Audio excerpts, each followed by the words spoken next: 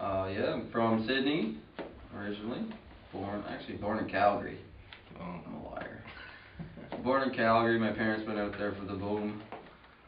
To mine or something. I don't know what they're doing. Probably not mining. Oh shit, I don't know. But yeah, the whole family's from here. Moved back here when I was like a year and a half anyway. And then Nick Beaton and I went to Humber College in Toronto to learn how to write comedy and do comedy and stuff for their comedy program. And there's when I actually got the comedy bug from here, doing theaters stuff out at the Boardmore. And then I got into film from that point. I said, well, I'm not so good at doing the stand-up. So I said, I love film and I like horror movies, so I'm gonna get into that. I'm gonna try to jump into that as my forte.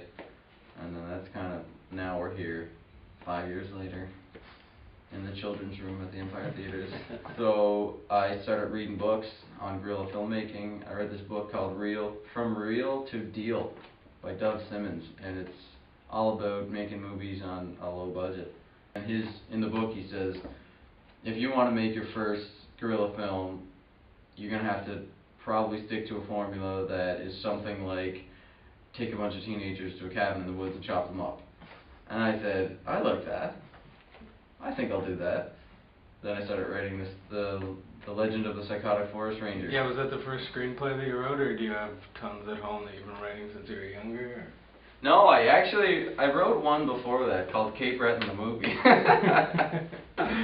Me and Aaron Corbett wrote it after I came back that summer from school. So yeah, the premise was the cat ate some Oxycontins and went into like a coma. And the surgery or whatever that they needed to do cost $15,000 to get to save his cat.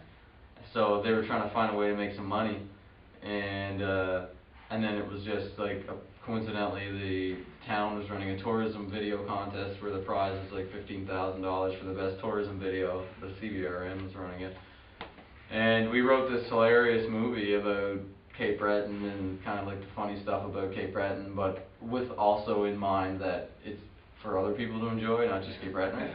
And we thought we were going to be able to just do it that summer. We were like, let's make a movie, man. I was like, okay, let's write it. So we wrote that, and then we started calling around and figuring out that, okay, it's going to cost some money and take a little bit more than just me and you with a handy cam. So that kind of was what I got into reading that book about From Real to Deal, about how to make movies for real. Getting back to this movie, why don't you give us a rundown of what this movie is about, what kind of movie it is. Yeah, just tell us a little bit about it. So if anybody out there likes Friday the 13th or Evil Dead or any just 80s horror movie, They Live is a great one. Chopping Mall, I mean I could name a bunch of them, but you know, an 80s horror movie, right?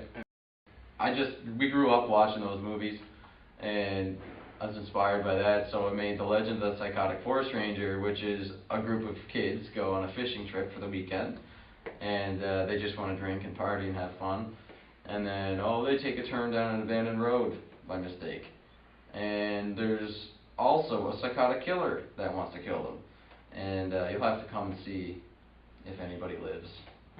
Nobody lives. Nobody lives. Oh shit, I just gave it away. How about the rest of the cast in the movie?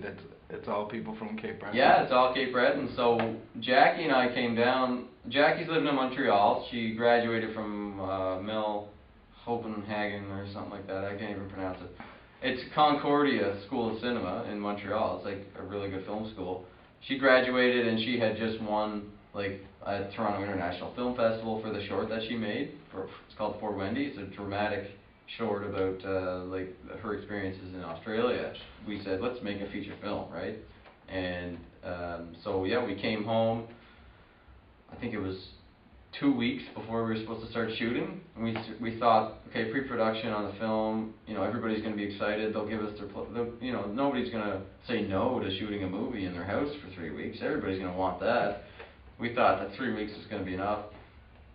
So she came home from Montreal, I came back from London, where I was living with my wife, and it was a mess. It was so, we didn't think we were going to get to make the movie. Nobody was cast from the film. We didn't have a place to shoot the film. We didn't have a place for all the crew to stay because there was 10 crew members from Montreal coming down to shoot the film. So we just came down fresh with 3 weeks to get a location, find all the actors, get the like catering, set the whole thing up. I think all we had was a camera and some lights, you know, at that point. So we had to get the rest of the equipment. We had to rent a truck. Oh my God, 3 weeks. I don't know how we did it. And then we found all the cast here in Cape Breton. And Michael G. McDonald plays the psycho killer, and he does an awesome job. He does a great job. And we actually didn't have 2 of the characters until we started shooting. So it was like day 1 we were shooting, we still hadn't found 2 of the characters. It was very stressful. Is all the funding from Cape Breton as well, or did you kind of go all over the place for that? The funding was another one of those cool stories, I guess, about this whole filmmaking experience stuff. And I was working at Easy Home, which is like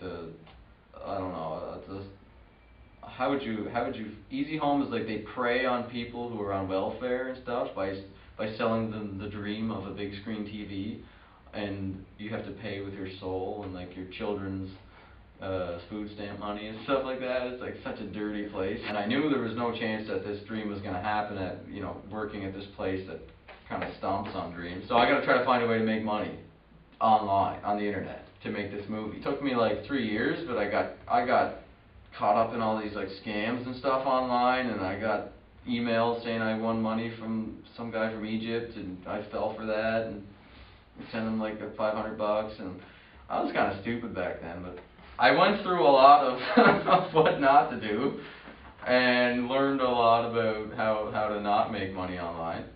And I stuck with it. I started like researching it and reading books by Robert Kiyosaki and stuff on how to think about making money and how to like, I saw The Secret, which was a really good movie about how to attract money into your life and how to attract whatever you want. And it was at about that point when I saw The Secret that it teaches you how to just, it's the law of attraction, and how to think like you're in the moment and like things are happening. And I just went 100% into that. Kind of around that point where things started falling in place, and I actually started making money. And I was like, this is cool, this is pretty cool. So we actually raised $50,000 on Facebook that year. You want to make the movie in Cape Breton? Just because I'm from here, and because it's just, my sister and I grew up around in high school days when like New Waterford Girl was shooting here and Kid Pony was shooting here, and yeah, we just wanted to bring that back, bring that feeling back of making movies here, because we could have easily shot it in Montreal where the whole crew was from and where there's a film industry and yeah, people like, we could have shot it there, we could have shot it in like London or Toronto and probably saved some money and save some time, but we made a point that we wanted to come back to Cape Breton and make it here and kind of reignite that spark for filmmaking back here, because there's so many talented people here, and there's so much awesome stuff that goes on here that we wanted to just be, you know, support that and make it here. It's so different living here. It's so much, I guess, like more easygoing. Yeah. And just the smell of the air, you know, even it smells a lot like poop all the time in Ontario. And it's so warm. There's no ocean there to like clear away the poop particles in the air. The salt takes over the poop here. It's just cool. It's a cool feeling here. You know, everybody plays music, and everybody's got this thing going on, whether it's like a skate video they're doing, or like photography or something, or stand-up comedy or whatever. Like everybody does something cool here.